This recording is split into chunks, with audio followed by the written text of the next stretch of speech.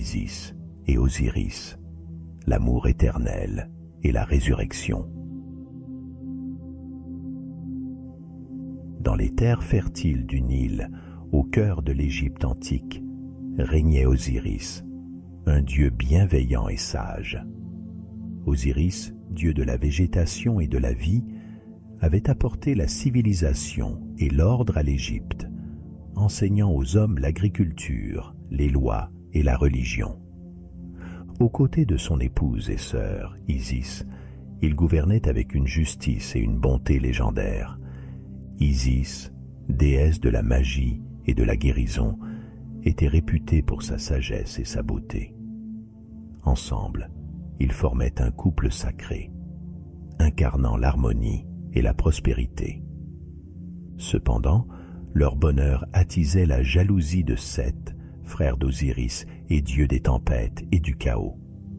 Ambitieux et avide de pouvoir, Seth méprisait l'ordre instauré par Osiris et aspirait à le renverser pour régner seul sur l'Égypte.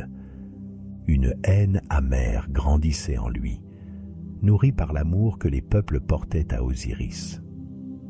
Seth décida donc de se débarrasser de son frère et d'assouvir son désir de domination. Un jour, Seth organisa un grand festin en l'honneur de son frère et y invita Osiris, Isis et de nombreux dieux immortels. Lors de cette fête somptueuse, Seth présenta un magnifique coffre en bois, richement orné de pierres précieuses.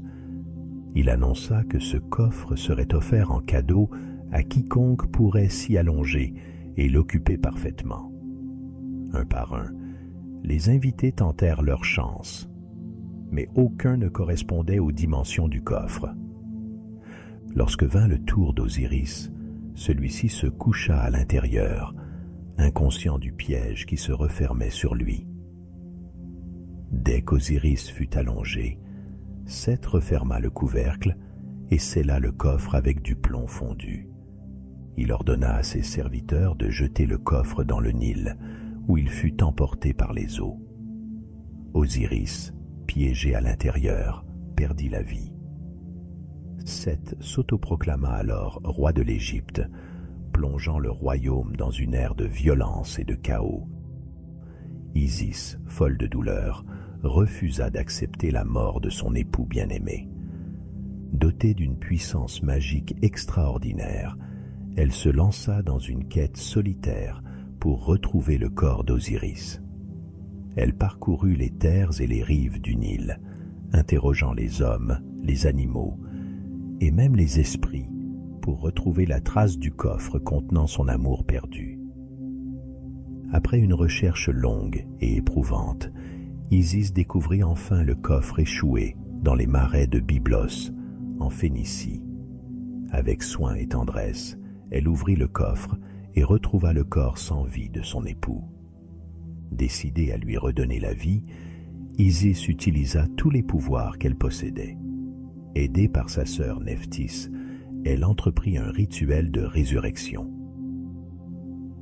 Dans l'obscurité silencieuse de la nuit, Isis murmura des incantations anciennes, insufflant une énergie magique au corps d'Osiris. Et par la force de son amour et de sa magie, Osiris revint un bref instant à la vie, juste assez longtemps pour concevoir avec Isis un fils, Horus, héritier destiné à venger son père et à restaurer l'ordre en Égypte.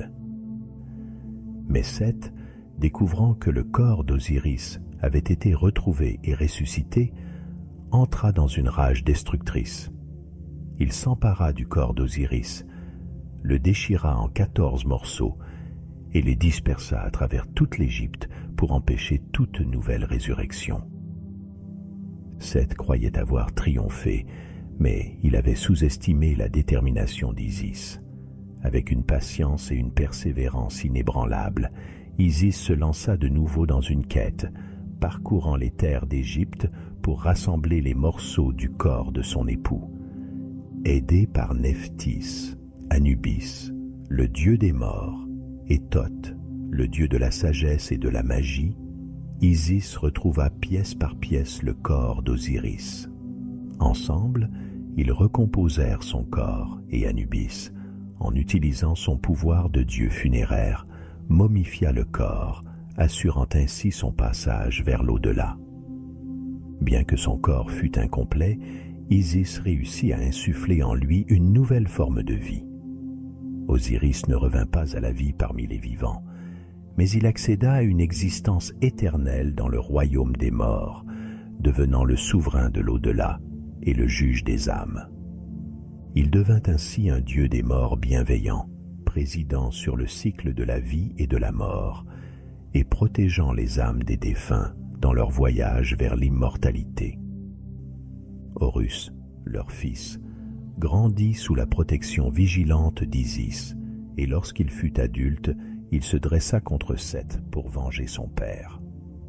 La bataille entre Horus et Seth dura des jours et des nuits, dans des combats furieux, où chacun fit preuve de force et de ruse. Finalement, Horus triompha de Seth et restaura la paix en Égypte, rétablissant l'équilibre et l'ordre qu'Osiris avait instauré. Seth fut banni, et Horus régna comme le pharaon divin, continuant l'œuvre de son père. Ainsi, Isis et Osiris devinrent pour les Égyptiens des symboles d'amour éternel, de sacrifice et de résurrection. L'amour d'Isis avait transcendé la mort, et son dévouement avait rendu possible la renaissance d'Osiris, même sous une autre forme. Leur histoire fut racontée de génération en génération, incarnant le pouvoir de l'amour et de la dévotion pour surmonter les épreuves les plus sombres. Dans le panthéon égyptien, Isis fut vénérée comme une déesse puissante et bienveillante, protectrice des mères, des enfants et des défunts, tandis qu'Osiris devint le juge des âmes et le garant de la vie éternelle. Leur amour immortel, forgé par la magie et les épreuves, resta à jamais une source d'inspiration pour ceux qui cherchaient à comprendre les mystères de la vie.